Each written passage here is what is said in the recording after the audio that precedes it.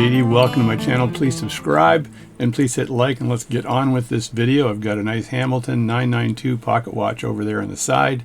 Have a nice look at it. There's the movement of the 992. Currently it's running exceptionally well, but I want to go through a couple of things you got to make sure that you're looking at when you're trying to repair a pocket watch. And some of this information is related to watches as well. First is your watch has to be cleaned, so you have to strip it down, clean it completely, and then reassemble it properly, and oil it through your reassembly. So it has to be clean or it won't run properly. The next thing is the power of the watch coming from the mainspring all the way to the snapping of the pallet fork.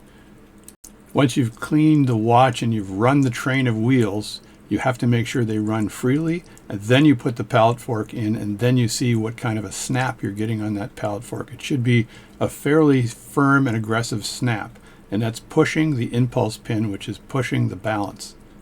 And to get good power through your whole system, you have to have a good mainspring, so you want to test and make sure that mainspring is not set, which means it's coiled up into a little ball and it's not spread out nicely.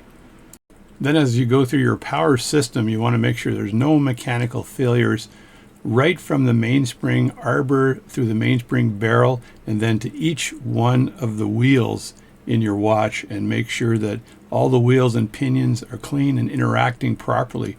There are no bent teeth. There's nothing that's going to cause this watch to fail. When you run the train, you can usually tell whether there's any issues from that perspective. And then you go through that train right through to the balance and the hairspring and other components of the watch, including the setting and winding mechanisms, to make sure there's nothing unusual. I've seen hairsprings touching the balance cock from underneath, which is preventing it from expanding and contracting properly. And I've seen all kinds of crazy failures that you would not expect in a watch. Then you can check the hands on the watch. Make sure they're well spaced, they're not hitting each other. Make sure that the hour hand is not touching the seconds hand. The seconds hand on the pocket watch is well seated on its pivot, so it's low enough. And if it's a second dial, a sub dial, it's inside that sub dial. And you can check that by installing the second hand first, then installing the hour hand, and then swinging the hour hand around to make sure it clears that second hand without a problem. I've seen watches stop or snag based on that problem alone. Don't forget to check your pallet fork to make sure that the jewels in the pallet fork are seated properly and they're interacting properly with the feet on the escapement wheel or the escape wheel. And make sure the mouth of the pallet fork is interacting properly with the impulse jewel. And you have a dart on that pallet fork, a safety dart, and make sure that dart is interacting properly with the gap in the roller table. Check that really carefully to make sure that interaction is working. And you can do that by taking your watch and unwinding it, and then very carefully with your thumb move the balance through its positions and see how that's interacting. Then check that roller table to see if that roller table is too high or too low, because this means the impulse jewel is too high or too low with respect to the mouth of the pallet fork. Make sure you don't have a problem with that roller table.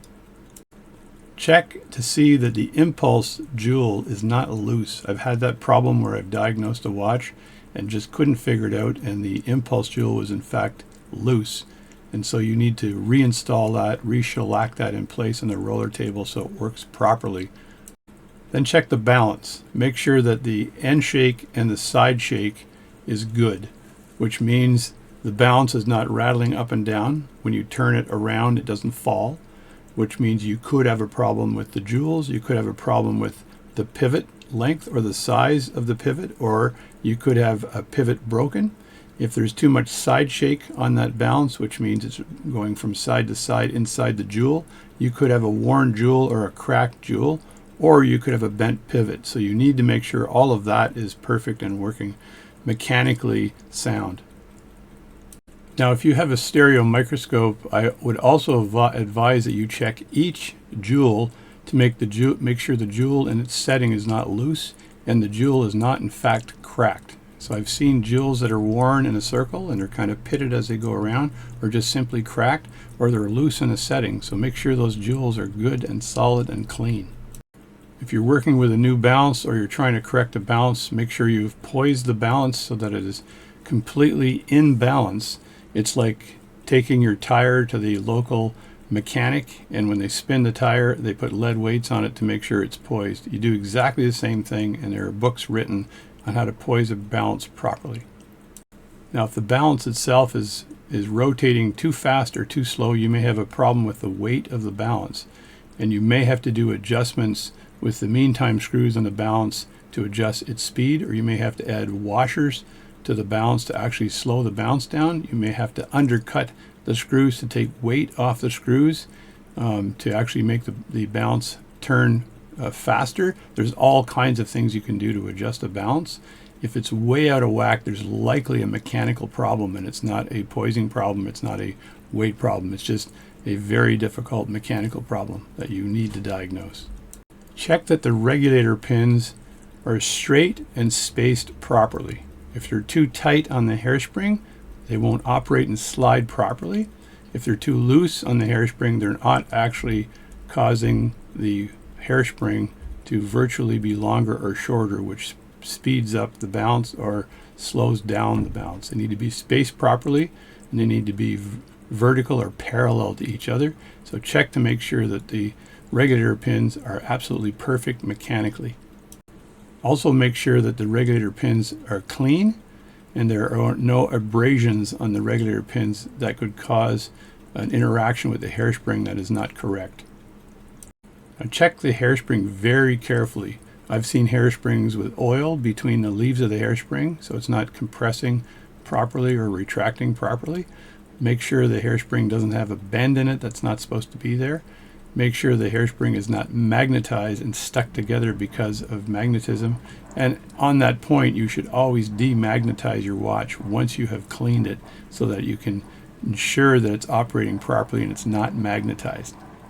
Also check for dirt and corrosion on the hairspring, because there may be parts of that hairspring that have been corroded over time and the hairspring actually needs to be replaced.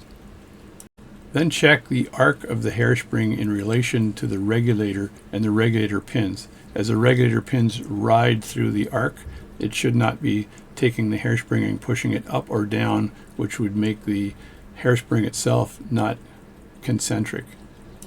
If you have a bent hairspring, there is a possibility of straightening up that hairspring. After you've performed that job and straightened up the hairspring, make sure the center of the hairspring that's represented by the collet of the hairspring is right over the upper balance jewel, so that you know that when it's studded in place, it will operate properly and it will contract properly and it will pulse properly. Now check the cannon pinion as well to make sure that cannon pinion is not too loose or too tight. I've seen cannon pinions that were oiled and they were slipping improperly. So the cannon pinion has got to have enough grip on it so that when the watch operates, the hands turn. And it's got to have enough friction to allow it to release when you're setting the watch to turn the hour and minute hand mechanisms. So check to make sure that cannon pinion is proper tightness or proper looseness. You can tighten a cannon pinion and you can loosen a cannon pinion using your staking set and some very simple tools. Now you could also have tons of different winding and setting mechanism problems, so you need to make sure that the watch winds and sets properly and you don't have an issue with those mechanisms. And one last strange one, if you have a hunter watch with a case that has got a lid on it, make sure that the hands are not touching the crystal, because those crystals are very shallow and the hands could be touching the crystal. And to that end, make sure that the minute hand as it sweeps around in any watch is not touching that crystal. You need to adjust those hands absolutely perfect so they run and they also tell the time. And just a tip here, when you're reinstalling hands, reinstall the hour hand first, as I said before, and make sure when it sweeps around, it does not touch the second hand. And then put it to 12 o'clock, and then install the minute hand and make sure the separation between the minute hand and the hour hand allows it to operate perfectly, and make sure the minute hand is not too high to touch the crystal and the operation of the hands are perfect and align perfectly. hands that are not aligned to the 12 when they're supposed to be at 12 are very annoying and can cause the owner to be quite upset. Now, there are many books written on how to repair watches and how to regulate watches and how to diagnose watch problems. Each one of the problems that I've discussed has got volumes of information on how to repair it, and there are specialized tools that you often need to procure to repair those problems. So make sure you read. You can't get enough information. Don't just rely on YouTube. Read those books and you'll get information from expert watchmakers. And thank you very much for subscribing to my channel. I'm hoping this was at least a bit interesting.